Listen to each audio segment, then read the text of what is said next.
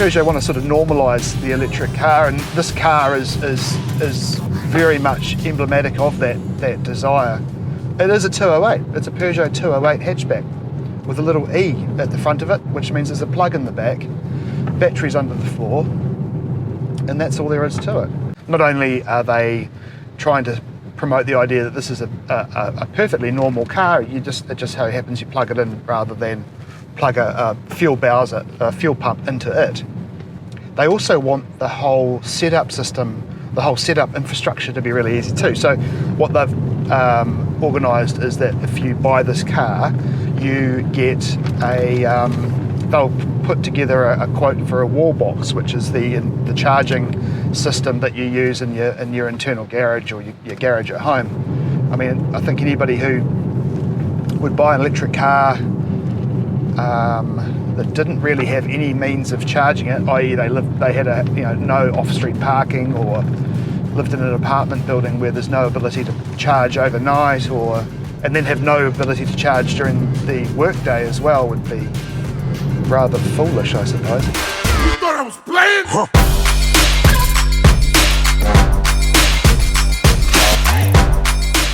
I'm probably not dissimilar from a lot of people who do like the idea of an electric vehicle, for sure. They might not sort of live in an area that's easily or readily serviced by either the infrastructure, or purely just live a long way from the nearest charging point, and that's me. Coupled with the fact that I live in not only a rural area, but in an area that's very hilly, so hills are not an electric vehicle's friend.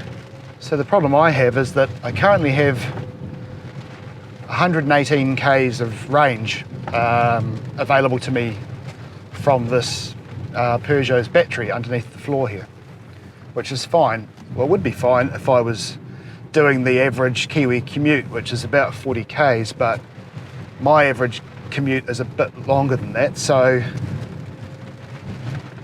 add a few hills in there that obviously eats into that percentage a lot more frequently than just a gentle coast through traffic on the flat, and the kilometre deficit starts really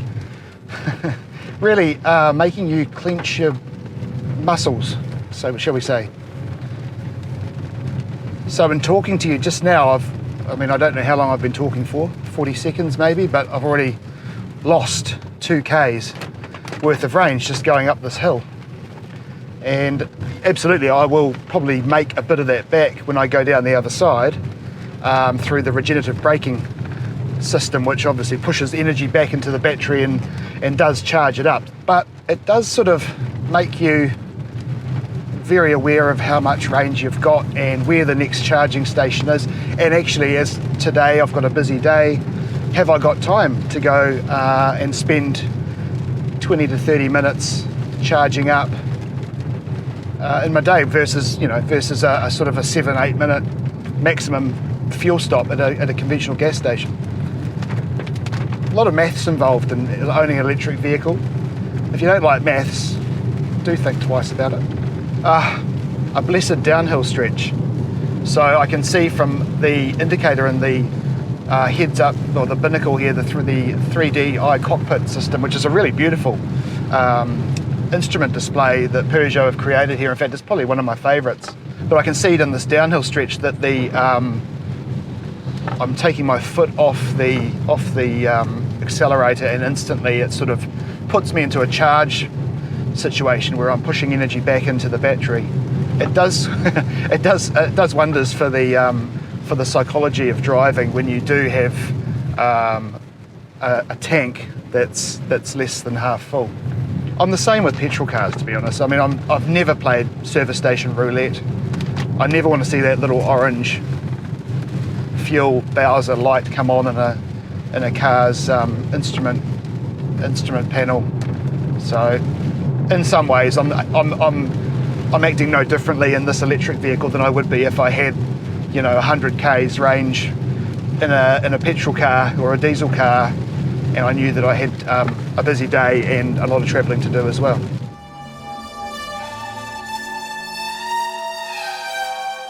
Went to charge it yesterday, in decidedly better weather than this. And I got totally intimidated by a Leaf owner. I made the fatal error of I had picked the car up, hadn't really spent much time looking at the charging system or the plug-in, where you even plug in. You know, the Nissan Leaf, for example, you plug in up the front there at the grille, and other vehicles have more of a conventional petrol flap for the plug at the rear of the car, as this one does. But I hadn't actually bothered to look. And there's, unlike a petrol or diesel vehicle, there's no little arrow indicator beside the fuel symbol to tell you which side the door's on. So I pulled up at my friendly local, I'm doing a lot of this, aren't I? Friendly local charging station, and it was instantly bamboozled, not by the process of charging. I've driven a few electric cars now. I have charged them up. I know what's to be expected, notwithstanding fiddling around with different apps to get the thing going and all that sort of stuff. But I didn't even know which way to point the car. I didn't know whether to drive in nose first or reverse in. And there was a strange vaping Leaf owner alongside me who was just, obviously this is the e208 is a new car. In fact, I think there's very few of these in the country. This could be the only one that's on the road. I know there's a lot of people waiting for them. So obviously a new car, interesting. Could obviously see that it was an electric car as well. The way I coasted in nice and quietly, but he was just staring me out. And, you know, like a dragon with vape coming out of his mouth and just staring at me. And I was also sitting there thinking, am I even parked the right way? Am I gonna have to get out, look at the charging cable and realise that I was in the wrong, facing the wrong way, and it's not gonna actually connect with my car and look like an absolute idiot, and I have to engage with him probably, because he was standing right here. So I drove away. I actually drove away like a coward. I just thought, oh, bugger it. I don't want to charge up right now. I'll do it later. And later never came. Hence now I'm watching the available range creep down and down as I drive many, many Ks to get back to civilization. Intimidated by a Leaf owner. Would you believe it? This car is $59,990 plus on-road costs, which is, you know, really quite, I mean, okay, it is a small hatchback. It's a $60,000 hatchback. But of course, then you factor in the $8,625 clean car rebate that the government will give you if you apply for it. I don't think it's mandatory. You don't have to take it, but of course, who wouldn't? And you know, that brings the car down to the low 50s. So that's really, really impressive. That's less than a Nissan Leaf. And I'm going to pull over up here. I'm not going to pretend that I've got all these facts and figures stored in my mind. I'm going to pull over and reel off some of the competition and some of those facts and figures for you, just so you can get a gauge just what a good buy this vehicle actually is for what it is.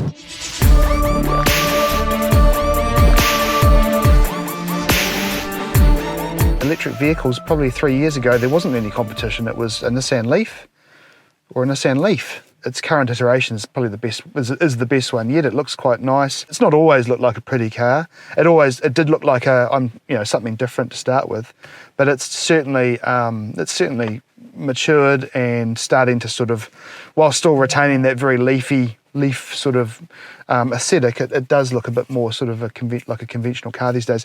$61,990 plus on roads for the base one. So that's got a 40 kilowatt hour battery, 110 kilowatts and 320 Newton meters. But there's what's called a Leaf Plus. You wouldn't believe it looking at them, but there are two specs to the car. They don't look anything different, but one's got a bigger battery. It's got a 62 kilowatt hour battery, and it's $69,990 plus on roads. Now, obviously, there's an $8,652 clean car rebate on top of to take that down. But even then, your entry level Leaf is still $2,000 more than this car. Kia are doing some really interesting things. In fact, the EV6 is going to be a really nice looking electric car, which is going to be in New Zealand in about 2 months. So we'll try and get our hands on that when that arrives. There is already an EV in the Kia range though. It's the Kia Niro EV. The Niro is a pretty clever car actually. It's quite well engineered as well, because you can have it as a hybrid like you would a Toyota Prius. So you don't do anything. It's just, you know, runs on battery power at below a certain kilometres per hour. Or you can have it as a plug-in hybrid, which means you can plug in the battery and charge it overnight, and the engine is a small engine which basically acts as a range extender. Or you can have it as a full EV. And if we're comparing protons with protons, not the car manufacturer, I mean the electrical term, the EV is $77,990 plus on-road costs. So that's getting up there. There's also worth mentioning is Lexus have got the UX300, which will probably be priced similar to this, I imagine. The UX, if you're not familiar with it, is the SUV. Again, see, this is the problem. These car companies, they insist on saying SUV when it's not a bloody SUV. It might have a slightly higher ride height, but it's still a small sort of vehicle. I think there's an SUV there, Land Rover Discovery. That's what you call an SUV. I haven't got a price here for the UX300 yet, but it's going to have a 400k range, so that's also really getting up there. So that's, you know, again, if you consider the average Kiwi commute is about 40 odd k's a day, and you've got the ability to plug in overnight, you know, you'd very rarely have to plug in if you didn't want to. You certainly never go to a petrol station ever again unless you need a coffee. I forgot one. The MG-ZS electric vehicle, New Zealand's most affordable electric car at, $48,990 plus on-road costs. So that does undercut the Peugeot 208, e208. It's also an actual SUV. I would consider it an SUV. It's large enough to probably rival the likes of a Subaru Forester, I suppose, in terms of its size. So there's a practicality element there as well. I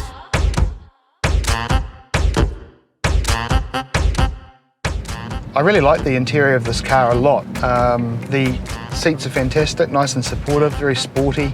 They've got this mix of, I don't think it's real leather, I don't think that's the done thing these days, a faux leather and an Alcantara insert with a contrasting coloured stitch.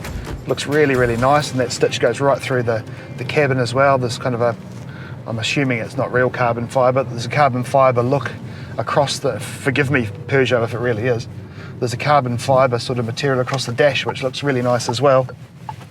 And all in all, I mean, I think that Peugeot do some really cool things with their interiors.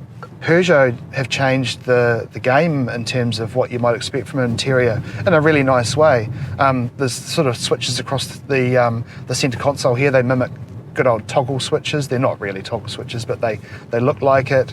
The screen is nice and bright. The 3D iCockpit that they've come up with is really, really nice as well. It's almost nicer if you're sitting on an angle. It's probably nicer for the front passenger to look at than the driver in some respects, because you can really get a depth. There's a real depth to it. I actually really like this gear stick as well, the gear lever. It looks like something you'd find in a helicopter or something, I suppose, but it's I think it works really well. It actually works better than the Jaguar Land Rover dial, which you might have seen, the rotary dial.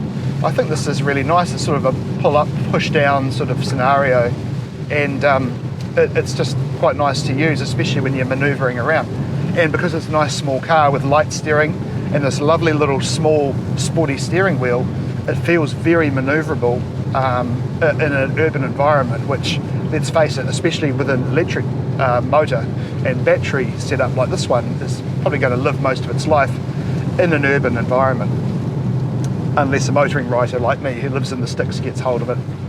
I've actually managed to get the available range to creep up through a bit of one pedal driver. You can change the system so that you can drive basically, it feels like a conventional vehicle in terms of you take your foot off the accelerator and it'll behave exactly like a petrol car. You can also switch it over to the regenerative mode, where you take your foot off the accelerator and it really sort of slackens the pace. It basically brakes, and that obviously pushes power back into the battery. I think perhaps I am obviously spending much more time than I would in a petrol or a diesel vehicle looking at the available Ks or the range. With a petrol vehicle, you're probably looking at your at your speed, but that's about the start and the finish of it, really, for the most part of a journey. I'm going to be one of those people at parties that you just, or barbecues that you just want to avoid, because I'm just going to talk about battery range the entire time and try and dispel myths about how it's terrible and you're constantly running out of juice. I'm actually quite impressed, given that I've just done a sort of a 20k commute into the city. I thought I'd be down to about the 60k mark, or in theory, on paper, you'd think that. But actually with a bit of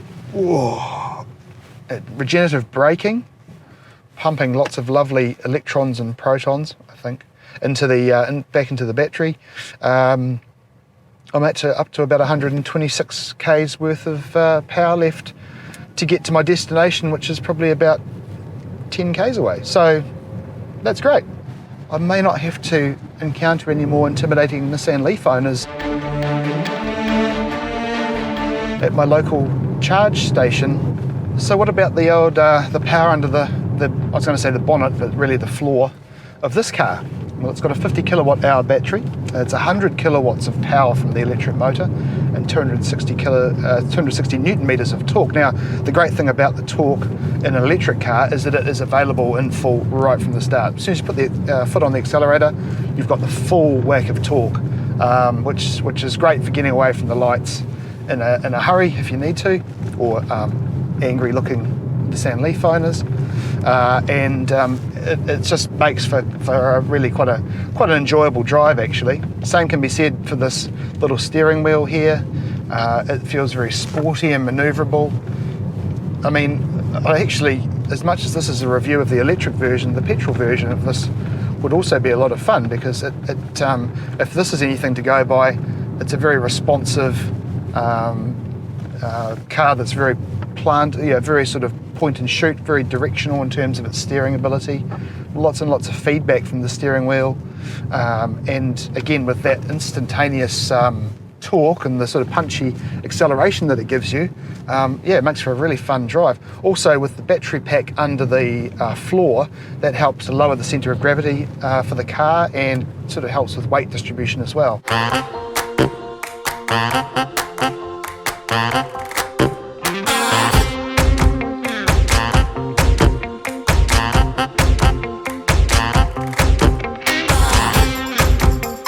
So the only gripe I've really got is that the start-stop button, unlike a lot of other cars I've experienced, you have to really push it down and sort of almost hold it down to turn the car on or off.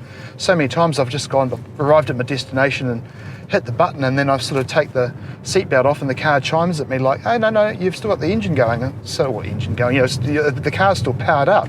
So you've really got to push down on that. But I mean, as far as concerns about a car's interior goes, that's pretty minimal. Aside from perhaps Mercedes-Benz, which that company's making some really lovely interiors. I think Peugeot are top notch. Mercedes-Benz, again, like Peugeot, you get into the car and you think, oh yep, no, I can see I've spent X amount of money and I can kind of see where it's gone in terms of the development of the car. It's a lovely place to be.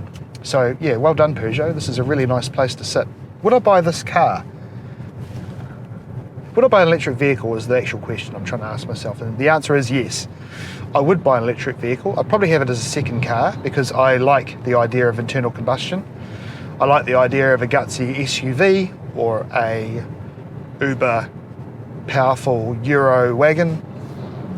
I love the idea of old cars as well, so I don't think I'd ever be without something that you take to a petrol station and put petrol in it.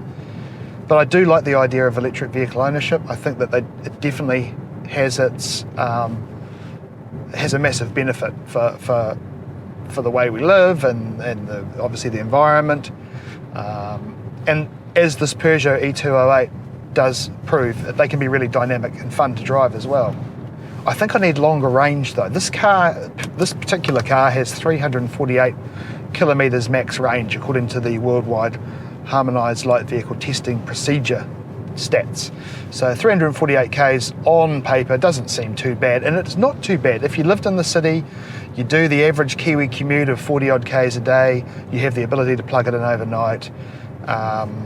It's not going to be, and you can still comfortably drive most places in the country if you really want to, as long as you build in the time that it takes to charge to your journey. according to NZTA stats, I think around about 70 Ks. There's just, apart from some more remote parts of New Zealand, 70 Ks between charging stations is a pretty average distance these days. So that, you know, that seems relatively workable. That doesn't take into account the terrain in between those charging stations, of course. But still, this car will work for a lot of people, and it obviously is going to, because initial sales seem pretty strong. I think I'd want something that's more up around the 500k range. So if I was going to buy an electric car, you know, I'd need to look at one of those sort of more longer range vehicles. But look, you know, this is a great car, and at the end of the day, and what CarNut is about and remains about, is it fun to drive? Answer: yes, it is fun to drive this car. So I think it's a great little vehicle. The e208 is a really successful wee car, and I look forward to seeing a lot of them on the roads. I'm actually quite sad to be giving it back because I've had a lot of fun with it. Scary charging station scenarios notwithstanding. But all in all, vive la France!